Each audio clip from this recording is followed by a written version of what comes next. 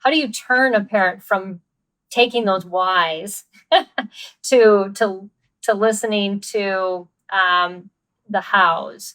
Because I know sometimes we just want to just say, well, I want this label on this child. We kind of want to classify everything instead of getting to the point of saying, well, there's underlying things, and it's something that we have to start working on. And there is hope. Mm. Yeah. I think the parents it's true, they do have a lot of whys, and there's often, they feel like that, if I just have a diagnosis and I have a label, then I'm going to know and I'm going to understand.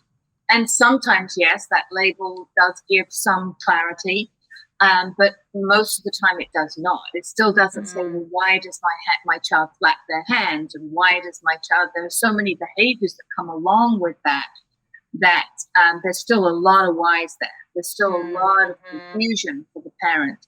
And there is a time and a place to have a very specific label. If it's going to be helpful, if it's going to change the physiology of the child, then sometimes it really is important to know those things. But often it doesn't come with clarity. It just comes with a name and a prognosis that the parent then leave the doctor's office with, saying, well, now I'm being told you can only expect this. And the label puts a lid on the level of expectation.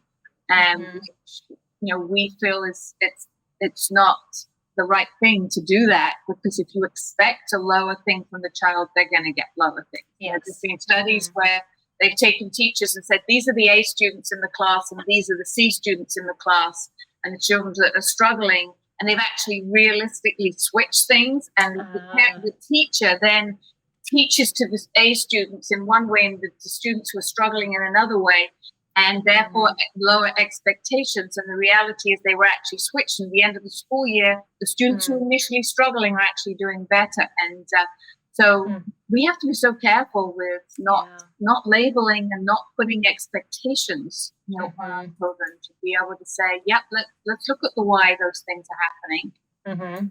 But let's put a plan in place to be able to work on the root cause of the why.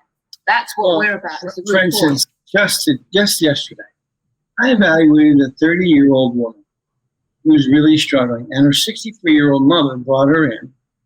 And she was a bright young woman who's been suffering her whole life with struggling with reading, struggling with physical, struggling everything.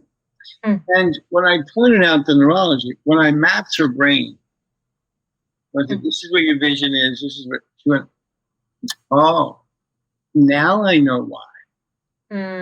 Now I know why I had this. I was called this, and this.